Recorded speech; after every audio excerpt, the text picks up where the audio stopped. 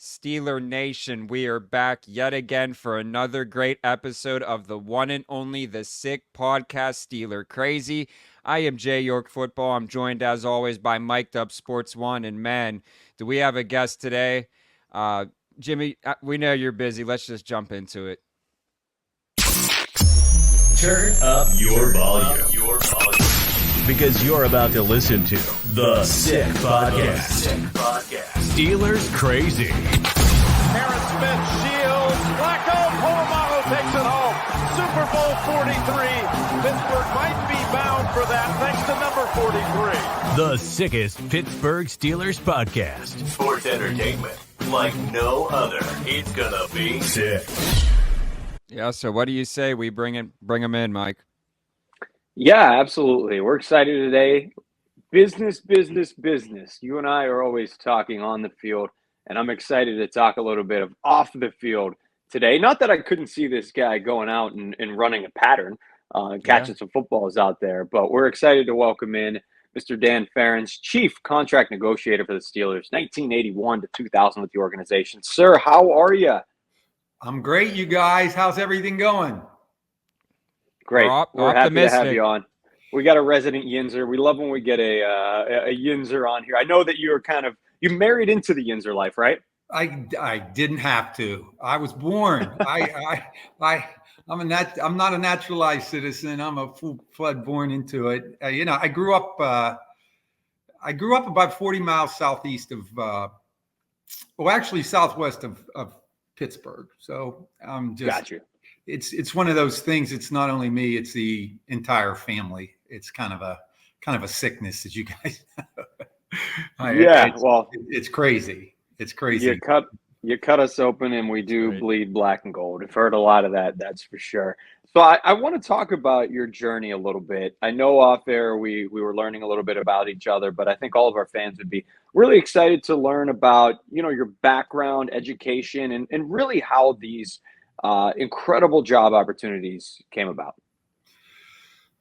Well, it was ironic how I'll just tell you exactly how it was. I was graduating from St. Vincent College. I had a degree in accounting, and they opened the position up. It was assistant controller, and I think there were two guys from Pitt, two from Duquesne, and two from St. Vincent, all interviewed, and I was just fortunate to get the job. And the rest is history, as they say. And as you guys said, I actually was in accounting for a year or two, and then I moved into the business end of it with the contracts. And you guys have to realize back 1980 or 81 when I started, it was quite a bit different. It was quite a bit different than it was. Than people can even understand. I briefly mentioned to you guys that there was Dennis Timmons, and kind of was really my main boss, and then there was a guy by the name of Jim Boston who was kind of legendary and handled the contracts. But the point I'm trying to make is we did everything. It wasn't only the contracts; it was the travel. It was any problems with the team. We just kind of handled, and you could get along from doing that. When and back in the early 80s. And so I kind of moved into the full-time guy taking over the contracts probably the end of 1988, 89. I was still involved with the contracts, but then I kind of was the main guy from there until when I left in 1999. Yeah, absolutely fascinating. And obviously you had the chance to form great relationships, with the Rooney family. And we're always curious when we hear about some stories, of course, from this pioneer group. Talk to me about their ability to keep continuity in this organization and just the relationships you had with them. I know you guys will agree with this. And let's just start with the one that's I just almost don't have any good adjectives other than say it's just amazing. They are just a few years short, and I'd like to start at the top. They are just a few years short of having 3 coaches in 20 years. I mean, you talk about things that are insane in major sports. I think I read somewhere where in Chuck Noll's tenure, it was either a hockey team or something. They had like 14 coaches in Chuck Noll's time. Yeah. It's just insane. And I follow still, and Mike got a new contract extension, obviously deservedly so. But I think that it's just not only that. Just take a look in the NFL, how guys get fired after 1 year, sometimes 2 years. It's just insane. And just to have that's kind of you have to say that's, I would bet with anyone that's having 3 coaches in whatever it is now, 56 years or 57. Chuck started in 69. So just do the math. And it looks like Mike's going to get to close to 60 for 3 coaches. I mean, as far as records, that'll never be replicated in the 4 major sports, not just football. I just can't see it ever remotely getting replicated. And then it just trickles down. I mean, Jim Boston was there forever. He started out as a ball boy. I'm not sure you guys are familiar with him. He was kind of the guy that handled contracts and kind of took me along. And then, Bob McCartney, he's been there 100 years. And Omar has been there already. You have to scratch your head, 20 some years. I mean, you just start looking at how many people. I mean, I was there 34 and a half, and I probably would have been 41 had I not gone to Houston. And I was there for 6 years, and it just was a circumstance. It was an opportunity, and so I took it. But it's just amazing. And you might ask why, and I just think, I'm not here. I don't work there anymore, so I don't have to, be nice about anything. I mean, the people really do. It started with Dan. I mean, I know Mr. Rooney, Dan Rooney, was kind of really I got close to in my time. But yeah, his dad and now Art, and it looks like it's going to be Danny Jr. when it gets all said and done. And I just think that it starts with they have principles about things, and they treat. They don't, it's not always. I hate to say it, but he was no box of chocolates to deal with in those contracts. One thing I tell people in all my years, every contract, he was very difficult, but I'll stand by this forever. Not once, and I had to do over hundreds of contracts. Not once did he ever come back and criticize me after the deal was done. Not one time. And, I always appreciated that and the way he did things. And I just think we thought about contracts very similar, which helped me. When you're like-minded, there were a few we hadn't. It's not to say we didn't have any arguments, but, he was a special guy, and, artist too. And, the chief, I mean, you don't even have to bring him up. People forget. I mean, the chief was there 9 years with me, and so it's just what it is. This city is fortunate, and I say this with all sincerity. Pittsburgh's really fortunate to have the Rooney family. That they are. When you take a look at some of these other owners, it's ridiculous how they run things and don't really put people first. And that's where they kind of stand. Yeah, from a cultural perspective, we could feel it, even not being in the room.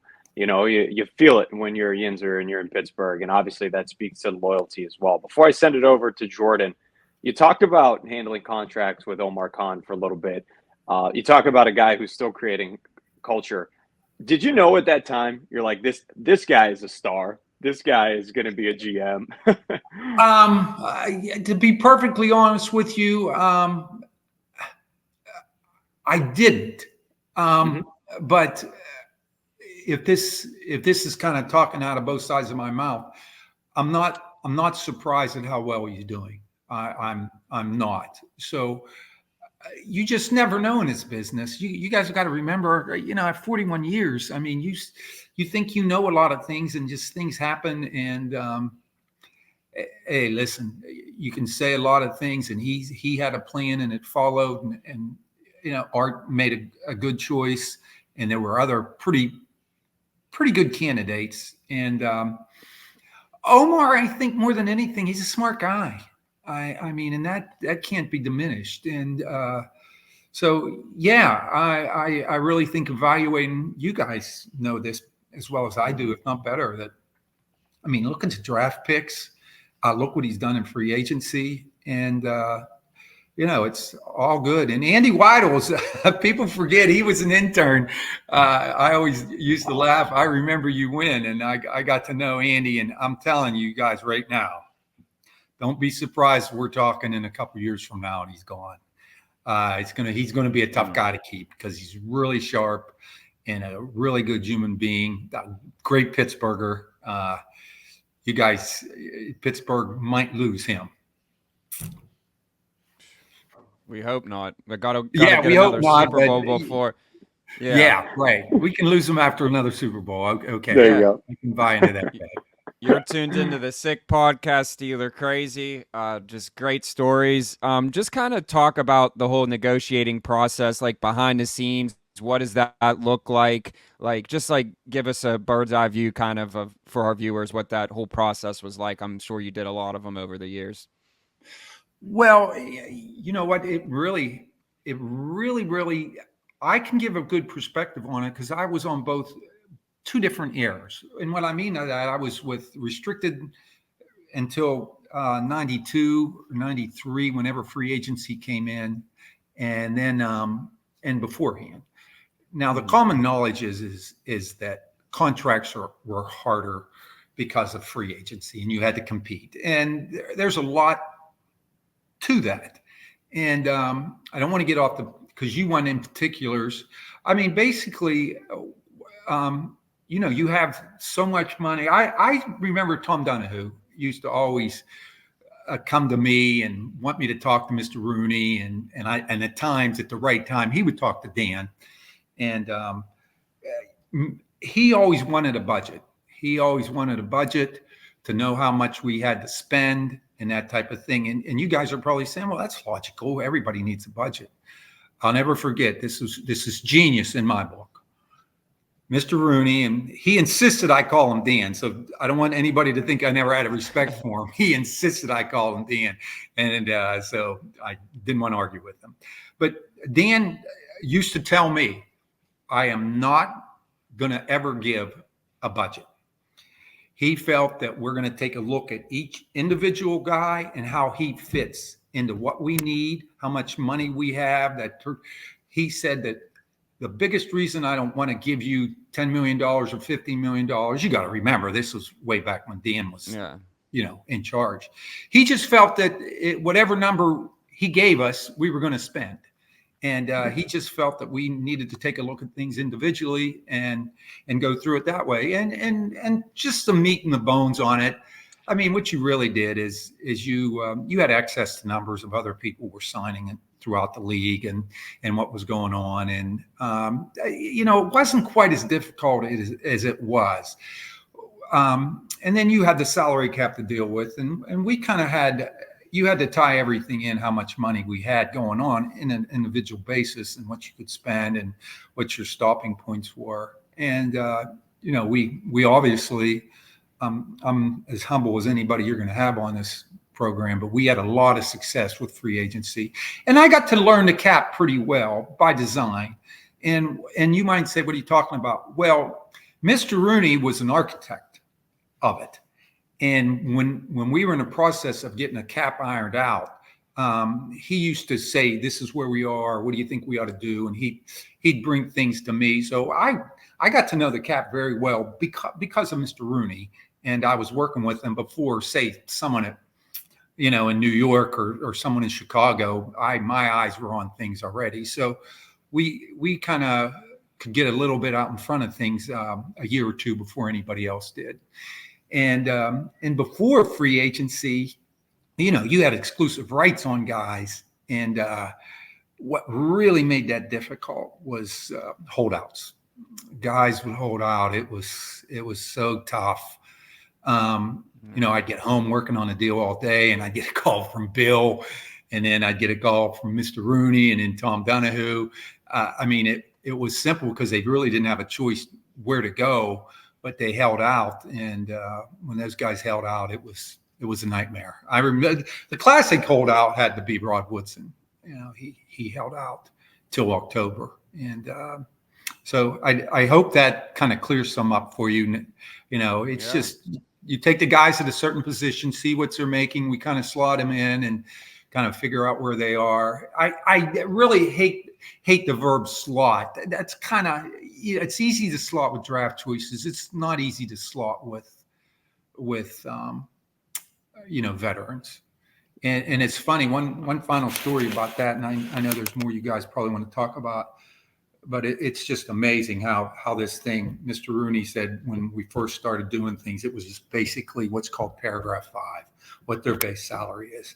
And then it just went, they added on signing bonus, and then they add incentives. And then now the big thing the past 5, 6, 7 years is guarantees. Mr. Rooney was really, really against that. There's good thought on that either way. Now, obviously, you can't get around it now. You have to. But I know the Steelers held out as much as possible as they could on the guarantees. But in all fairness, the guarantees, when you gave people huge signing bonus, that was ineffective guarantees. Yeah. So it is what it is. All good stuff. Before I throw it back to Mike, I did have one question. You mentioned Bill Cowher. Talk about your relationship with Bill and a little bit about his character. Let me start with a little story. There's you guys know who Josh Harris is. They just bought the Washington Redskins.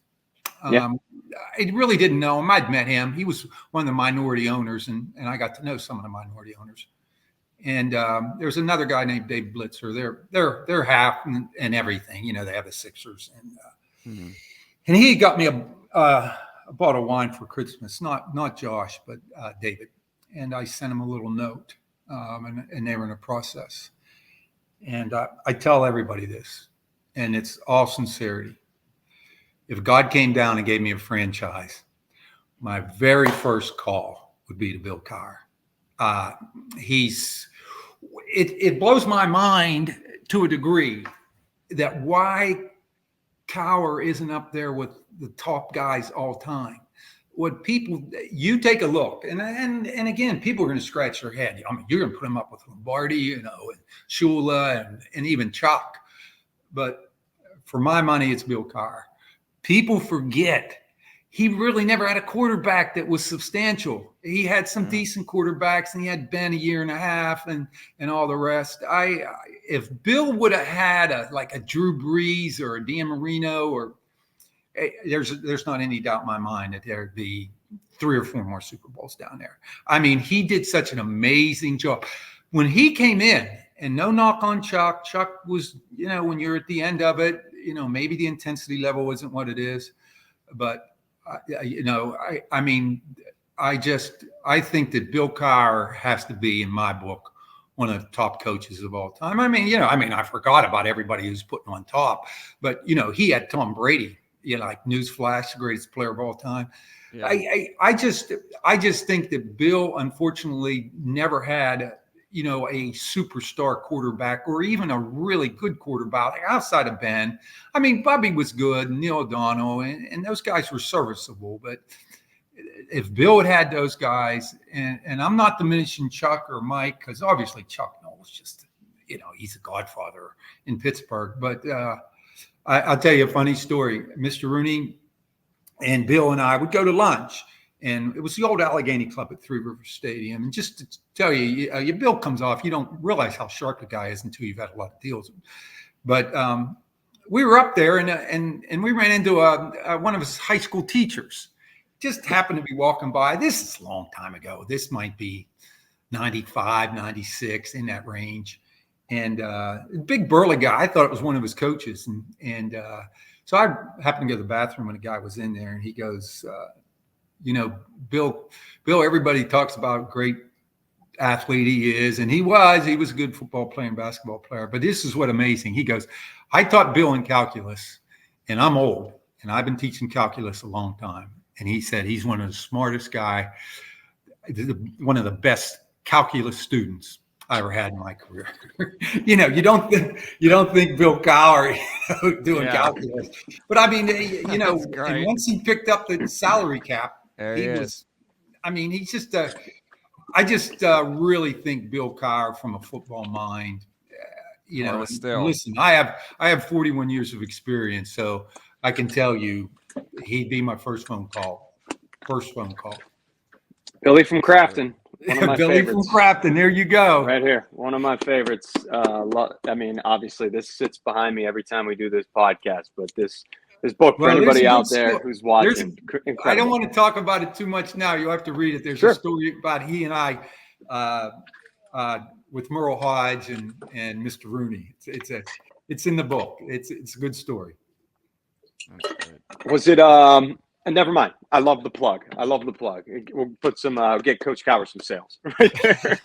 Well, I'm not trying to sell anything. I'm just telling you I remember it. Who he is. And you guys, if you had the opportunity to get to know him like I did, you'd feel, I'm sure, very similar. And there's some fun stories with Bill. Bill got passionate about things now, make no mistake. But I just good quality to have. Yeah, right. And then that's enough about Bill. I'm not trying to sell his books. No. Go ahead, Mike. I guess I am. Before we get you out of here, I think a couple more things. You talked about the coach. What about some favorite players you worked with? Who are some more memorable guys? I mean, you guys know you hate to single things out, but I have to say, from a steadiness and from the time I met him till the last time I spoke with him, even after I left and I ran into him in the airport, I would have to say Franco Harris. Just the way he treated people. I remember my first year there. I'm just a guy. Assistant controller was my title. I'm working back in accounting. And he every year had this exclusive Halloween party. And again, I'm a Yunzer, grew up in Connersville, Uniontown area. Franco Harris. I just think Franco has always treated me with admiration and respect. Just always had nice things to say about everybody. Just gracious in everything he did. If I have to pick a guy that was my favorite, another not so popular guy was a guy named Frank Pollard. I got to know pretty well back in that area. And John Goodman was another defensive end from Oklahoma, a little bit. Gary Dunn, but I mean, if I had to pick one person that I really thought was a class act that you can get, it would be Franco. Yeah, absolutely incredible. I wish Jordan and I were able to watch him play and be able to kind of digest what he did off the field as well while he was alive, because everything that we've heard from you and from others, it really speaks to his character. So that's just absolutely wonderful to hear. Hey, before we let you go, I know Jordan and I, want you to just inform everybody, what's life like now? You're missing football. You're running numbers when these guys are free agents and you're on your computer. Well, I didn't have a lot to do football wise my last 2 or 3 years, and again, I'm just being completely transparent with you guys. I have an accounting finance background, and I really watched my money, and I wanted to retire when I was healthy, and what do? I just do a lot of retiring. I do 3 or 4 different tax returns. A Pittsburgher, you guys will like. I do his tax return. His name's Justin Watson from Fayette. Yeah. Oh yeah, Kansas City Chief. Champion. little quick story. I do one or two others, but he and my son played together in college. They were starting wide receivers at Penn. And Danny's a year older than Justin, and Danny was his host when Justin was in high school. And then Justin ended up going there, and they're just fabulous friends. They're best friends. And so I have a lot of dealings with Justin. I do his tax return, and I've stayed pretty close with him, and naturally Danny has. And I'm involved in a little bit involved in a company, a healthcare company that's kind of I'm pretty happy about. It's called Biomech. It's a sensor AI thing. It's a very close friend of mine who I was close friends in college. He named me to the board a couple of years ago, and that keeps me busy. And those are the kind of things that I kind of get to and find. Well, you earned it. Yeah, it's nice being retired. Let me tell you guys that. You heading to some Pirates games? What's it too hot? I don't know if you guys know. I'm down in Atlanta. Yeah. Oh, you're in Atlanta. Okay. Well, you can always fly up. I'm down in Atlanta, so I'm looking forward to the home opener. And cool. Perfect. I've been coming down here for years, and bought this place about 5 or 6 years ago, and I rented it out to a friend of mine, actually a pro golfer, and been down here about 2 years and love it. Of course, I miss Pittsburgh and the such. And Art Rooney is a guy that I didn't have quite the relationship that I had with his dad, but it was a good enough relationship that I understand how he thought. And make no mistake, he's another one. Don't be fooled by that guy. He hits every curve you throw at him. He was going to be senator. You guys probably don't know that story. I don't. That's incredible. Senator Hines died in 1991, I believe, and Art was a young guy that probably would have pursued it. Would have been Ed Bouchette. You guys know him. Look in his book, and it's a chapter about Art possibly becoming senator. And Art, he turned it down for just because he was younger and had a young family. But who knows where he would have been if he would have taken that Senate seat way back then. Incredible. Crazy. Ed Bouchette, another IUP guy. Such like myself. I'm I'm an IUP guy. Oh, you are. I know IUP well. My first wife, she's from out that way. And my son actually grew up in Clymer. Okay. And, so you know Clymer and Luigi's Restaurant probably.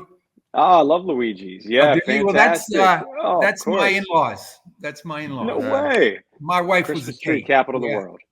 Yeah. Oh, fantastic. Dan, it's been great talking with you. We'll definitely have to have you on again soon. I know that our viewers are really going to appreciate these stories and your perspective. So it's been an honor to have you on the Sick Podcast, Steeler Crazy. So much fun. Really fun. Really enjoyed it. And I truly mean both of this. It's nice to meet both of you. And any time being retired is wonderful. And maybe the best thing about it is I have time to do whatever I want most of the time. Hey, like we things said, like truly, we suck you. That being said, it was a pleasure meeting both of you. I wish I could hear a little more about both of you guys. And we'll keep in touch. Yeah. Okay, great. Thanks a lot, you guys. Thank you so much. Take care. Pleasure, Thank you, Dan. True pleasure. Take care. See you, Dan. Hey, man, anytime you can leave the podcast, pull out a Heart and Steel book and get stories about a legend in Dan, stating that Coach Cowher is on his Mount Rushmore of coaches, that's a good show. So I think this is pretty damn cool. It was great to have him on. Talk about a history with the Steelers that, quite frankly, unmatched in the podcast world. You'd be hard-pressed to find a better guest on any show. That's for darn sure. Hey, make sure you subscribe. We're going to be cranking them out. We'll see you guys next week on the Sick Podcast, Steeler Crazy. We'll keep rocking. Jimmy, take it to the end zone. And that's a wrap. Hope you don't miss us too much until next time. Follow the Sick Podcast Steelers Crazy on YouTube, Instagram, Facebook, Google Play, and Apple Podcasts.